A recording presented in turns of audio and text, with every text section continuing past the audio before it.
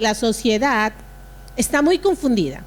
La gente no sabe si es hombre, si es mujer, si es niño, si es adulto.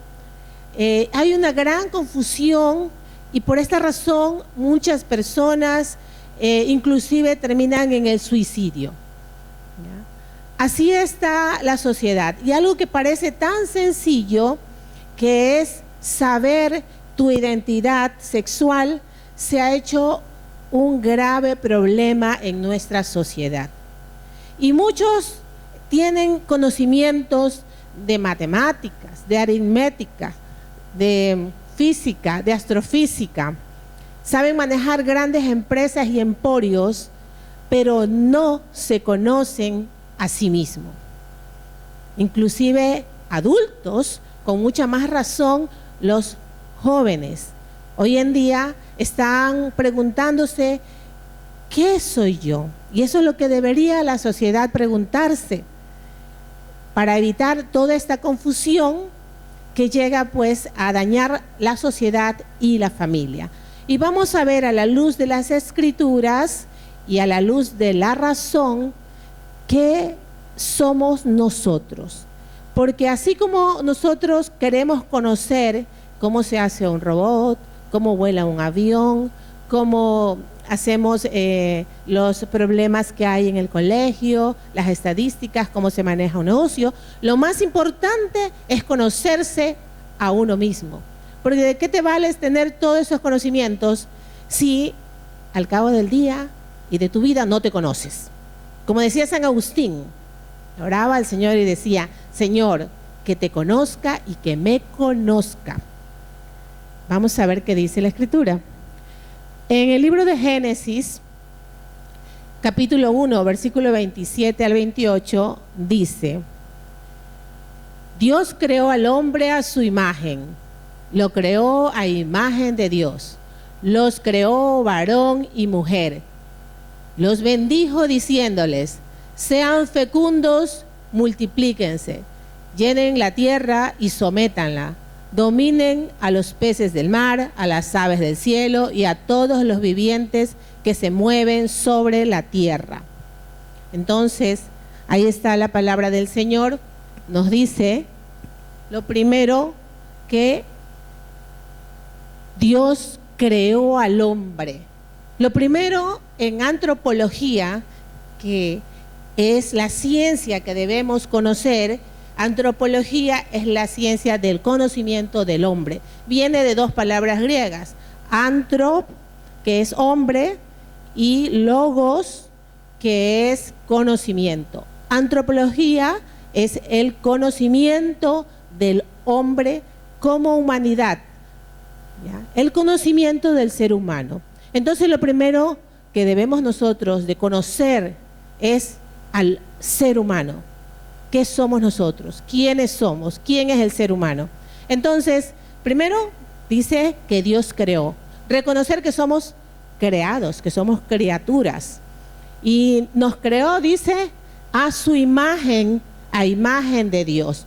Es que, ¿qué significa que esa imagen de Dios? Principalmente donde más nos asemejamos a Dios es en el alma espiritual. ¿Ya? Es en el alma espiritual. Esto quiere decir que nosotros tenemos la capacidad de unirnos a Dios y somos personas. El ser humano no es una cosa, es una persona. Primero, porque tiene raciocinio. ¿Ya? Nosotros somos los únicos seres con la capacidad de razonar. Es lo propio del ser humano. Lo propio del ser humano es razonar. Entonces, primero nos creó imagen de Él, la imagen con el alma espiritual. Nosotros también tenemos la capacidad de tener una unión con el Señor, porque somos personas. Ahora, el Señor nos hizo con libre albedrío. Eso también es una capacidad de la persona. El ser humano no es una cosa, es una persona. Entonces, el libre albedrío, el Señor nos dio la libre elección de elegir el bien o el mal. Somos libres, porque si no hubiera podido hacer robots, pero nos hizo con esa dignidad. Y ahora dice los creó varón y mujer. Nos creó varón y mujer.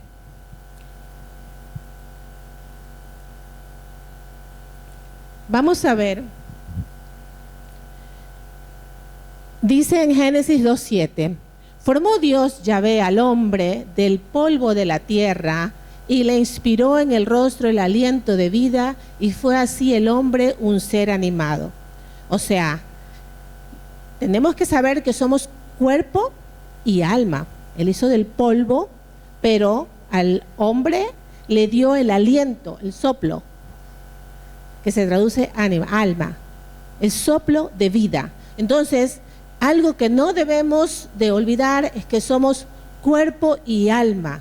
Nosotros estamos hechos para los grandes. Vamos a ver, entonces, somos cuerpo y alma, no somos solamente cuerpo. Dice, varón y mujer nos creó. Esto nosotros lo vemos por medio de la ciencia genética. Tenemos aquí los cromosomas del varón XY y de la mujer XX. Por medio de la genética nosotros sabemos si somos de sexo masculino o femenino. Cada una de las células que ustedes tienen dice, ¿eres hombre o eres mujer? Aquí vemos los cromosomas que tienen el material genético. Ahí está, cromosomas de la mujer XX y del hombre XY. El hombre es el que le da el sexo masculino o femenino a la prole, porque él es el que tiene el cromosoma Y. Si él le da el cromosoma Y, nace un varón XY. Si el varón le da un cromosoma X, de lo que nace una mujer.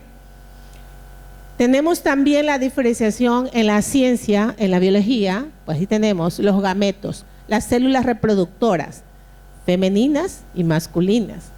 Tenemos el óvulo y el espermatozoide. Entonces la ciencia nos habla, ahí está, varón y mujer los creó el Señor. Cada una de las células, en el interior de las células está el material genético que te dice, XX eres mujer, XY eres varón, con unas características especiales. Ahí está, tenemos el ADN, que es el ácido desoxirribonucleico. Tenemos el gen es una parte, una porción del ADN. Estábamos hablando de las células reproductoras. Y vamos a ver qué dice la Escritura en San Mateo capítulo 19, versículo 3 al 6.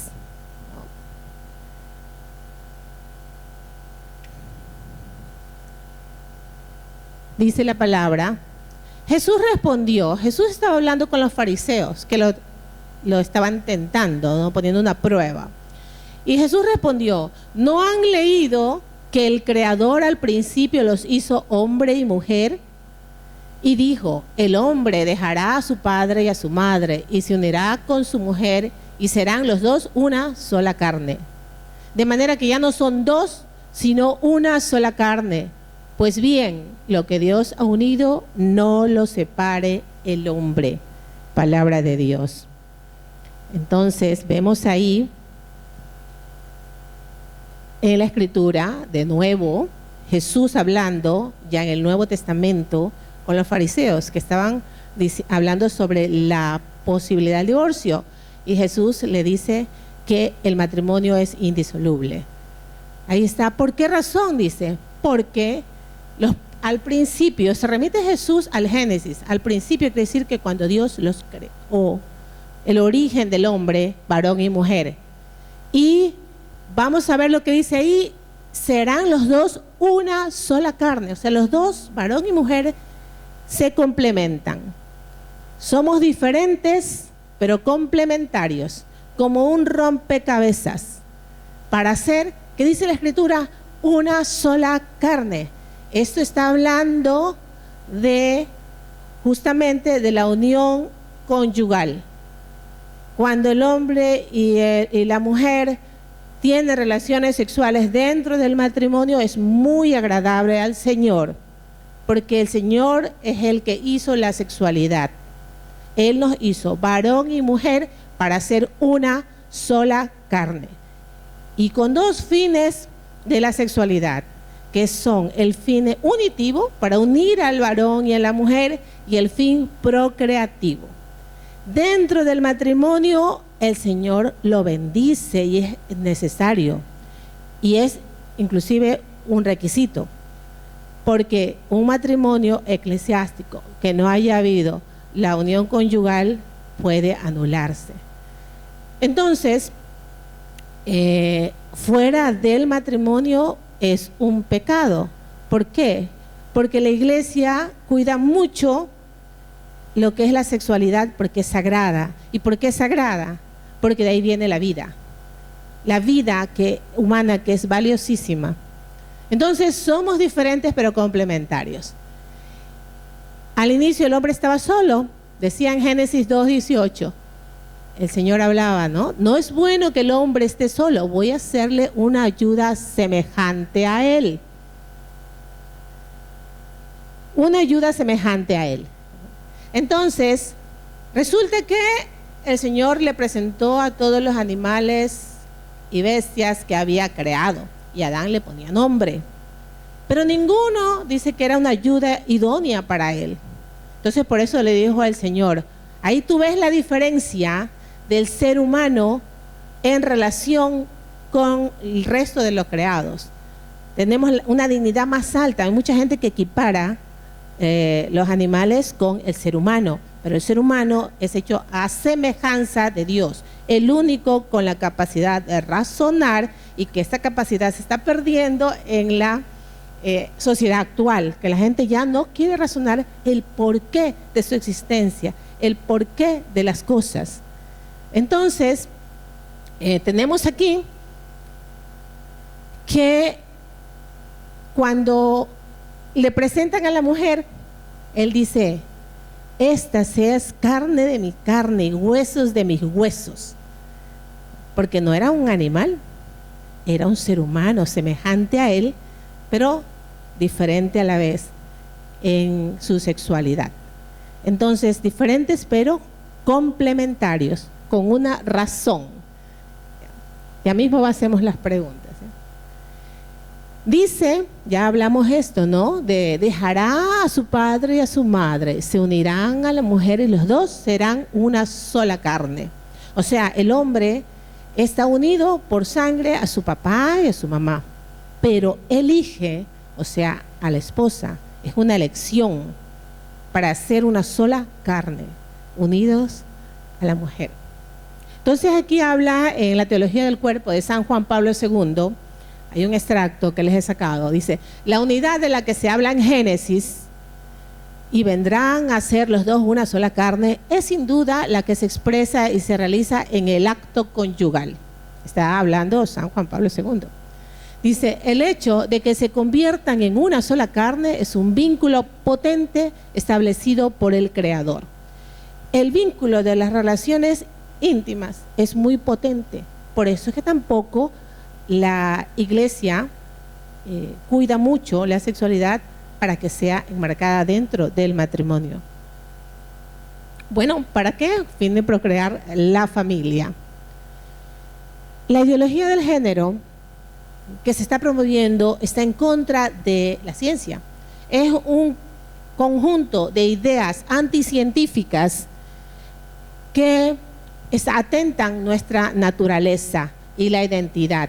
Por eso es que muchos tienen graves problemas con su identidad, porque esta ideología de género está promoviendo tal confusión. Ellos dicen que no importa con el cuerpo que has nacido, si eres hombre puedes convertirte en mujer, y si eres mujer en hombre. Así dice la ideología, pero ya vemos que es anticientífico. Está en contra de la genética, en contra de la biología, en contra de la antropología, en contra de la psicología, en contra de la sociología, etcétera, etcétera, etcétera. Es realmente una ideología anticientífica. Pero sin embargo, están pues infundiéndonos esas ideas equivocadas por las redes sociales, por las películas, etcétera. Algunos psicólogos dicen aquí, es un abuso sexual contra los niños, esta ideología, cuando se le enseña inclusive a los más pequeños. Esta ideología es un movimiento político, ¿ya? Eso quiere decir, como vemos, decía un politólogo, que la ideología de género ya hubiera terminado si no fuera por la presión del Estado. Como vemos con las leyes, aprueban matrimonios homosexuales, también la adopción de parte de parejas homosexuales, etcétera, ¿ya? Nosotros como católicos, muchas personas dicen, es que eres homofóbico porque le dices que la naturaleza, la ciencia, Dios, que te dice que eres varón y mujer, que cada célula tuya te dice cuál es tu sexo. Solo existe dos, hombre y mujer. Entonces muchos te dicen, homofóbico. Están tratando de no decir la verdad. Pero nosotros estamos hechos para amar, porque el primer mandamiento es amar a Dios sobre todas las cosas y al prójimo como a ti mismo. Entonces debemos de amar al prójimo, pero eso no quiere decir que vamos a aceptar el pecado. Porque es el pecado, hay que llamarlo como es. Lo que está contra la naturaleza también hay que llamarlo como es, y está en contra de la familia. Por eso es que mucha gente, cuando atentan y te desarraigan tu identidad, lo que tú tienes en cada parte de tu ser, llegan a confundirse hasta el grado de querer suicidarse. Tenemos un apostolado católico, se llama Courage Latino. Este apostolado ayuda a personas que tienen atracción hacia el mismo sexo. Una cosa es este problema de atracción y otra cosa es la práctica homosexual. Mucha gente se confunde pequeño porque con toda esa propaganda LGBTI se comienzan a cuestionar, ¿yo soy hombre o soy mujer? Hace poco mi esposo estaba conversando con una psicóloga que le decía que de las 10 chicos que les llegaban a la consulta, o sea, varón y mujer, ¿no? 8 no sabían si eran hombres o si no sabían, tenían problemas de identidad sexual. En todo caso, para que vean que la iglesia hace también su trabajo ayudando a las personas que tienen esta atracción hacia el mismo sexo para que vivan de una manera casta. Castidad quiere decir el control y el dominio de tu sexualidad recta como debe de ser. Eso es castidad, cuando tú tienes el dominio sobre tu sexualidad. Y algunas personas pues llegan a ser heterosexuales, casarse, y otros pues deciden vivir solteros pero en castidad.